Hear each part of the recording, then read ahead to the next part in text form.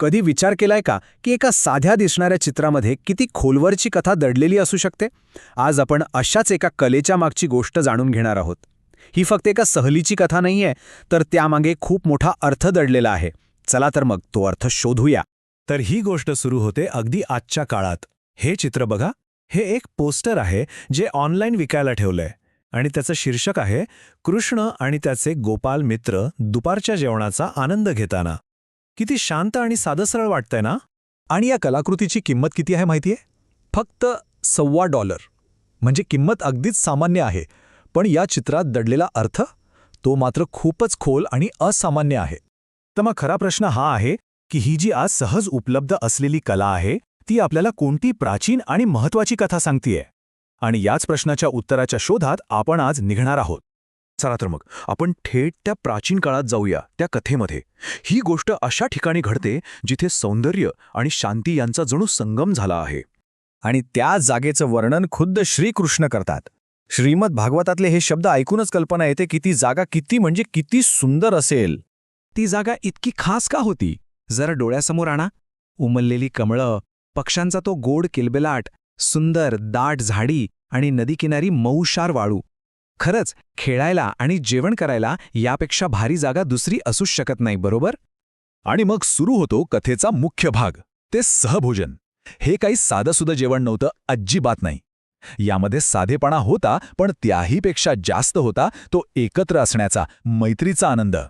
आणि सगळ्यात इंटरेस्टिंग गोष्ट काय होती माहितीये? त्यांची ताटं. कोणी फुलांना ताट बनवलं, कोणी पानांना, तर कोणी झाडाची साल किंवा चक्क दगडाचाच वापर केला. वाह, म्हणजे किती सहजता आणि कल्पकता असेल त्यांच्यात. हे फक्त पोट भरणं नव्हतं, ते एकमेकांच्या डब्यातले पदार्थ खात होते, हसत होते, एकमेकांना हसवत होते. जणू काही मैत्रीचा एक छोटासा उत्सवच साजरा होत होता तिथे. आता आपण कथेच्या केंद्रस्थानी येऊया, कृष्णाकडे. कारण त्याच्या बसण्याच्या पद्धतीतच एक खूप मोठा, एक गहन अर्थ दडलेला आहे. कृष्णा अगदी मध्यभागी बसला होता आणि त्याचे सगळे मित्र त्याच्या भोवती गोलाकार बसले होते. पण मी म्हटल्याप्रमाणे हे फक्त बसणं नव्हतं, या रचनेमागेच तर सगळं सार आहे. आता पुढचा मुद्दा समजून घ्यायचा असेल तर आधी कमळाचा गाभा म्हणजे काय ते बघूया. कमळाच्या फुलाचा अगदी मधोमध असलेला जो गोलाकार भाग असतो ना, जिथून सगळ्या पाकळ्या बाहेरच्या दिशेने फुलतात, त्यालाच गाभा म्हणतात. आणि हेच ते रूपक आहे. कृष्ण होता तो गाभा आणि त्याचे सवंगडी होत्या त्या पाकळ्या. सर्वांच्या प्रेमाचं, आकर्षणाचं केंद्र होता कृष्ण. काय अप्रतिम कल्पना आहे ही. चला आता जरा अजून खोलवर जाऊया आणि या घटनेमागील गहन अर्थ उलगडूया. कारण हे फक्त मित्रांसोबतचं जेवण नव्हतं, हे त्यापेक्षा खूप खूप मोठं होतं.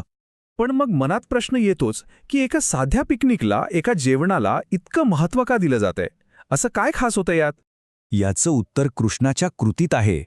जरा विचार करा. जो परमेश्वर आहे, जो फक्त मोठमोठ्या यज्ञांमधला हवन स्वीकारतो, तो आज आपल्या सवंगड्यांसोबत बसून त्यांनी घरून आणलेला साधा डबा खातोय. हे दृश्य इतकं विलक्षण होतं की स्वर्गातले देवसुद्धा आश्चर्याने पाहत राहिले. आणि ही गोष्ट समजून घेण्यासाठी परमहंस ही संकल्पना खूप महत्वाची आहे. परमहंस म्हणजे असा भक्त ज्याने जीवनाचं खरं सार ओळखलंय आणि ज्याचं हृदय, ज्याचं मन फक्त आणि फक्त कृष्णाशी जोडलेलं आहे. आता इथे दोन प्रकारचे दृष्टिकोन बघा. एक आहे परमहंस भक्त, ज्याला कृष्णाबद्दलच्या गोष्टींमध्येच खरा नवनवीन आनंद सापडतो. आणि दुसरीकडे आहे एक सामान्य भौतिकवादी माणूस, ज्याचा आनंद, पैसा, नाती यांसारख्या गोष्टीत अडकलेला असतो. दोघांच्या जगात किती फरक आहे नाही का? आणि शेवटी हा एक विचार करण्यासारखा प्रश्न आहे. जेव्हा साक्षात दिव्य शक्ती परमेश्वर अशा साध्या सामान्य क्षणांमध्ये आनंद शोधतो, तेव्हा त्याचा आपल्यासाठी काय अर्थ होतो? कदाचित हाच की खरा आनंद आणि ती दिव्यता काही मोठमोठ्या गोष्टींमध्ये नाहीये. ती दडलेली आहे आपल्या रोजच्या आयुष्यात, आपल्या साध्या प्रेमळ क्षणांमध्ये. पुढच्या वेळी जेव्हा आपल्या मित्रमैत्रिणीसोबत जेवायला बसाल ना, तेव्हा ही गोष्ट नक्की आठवून बघा.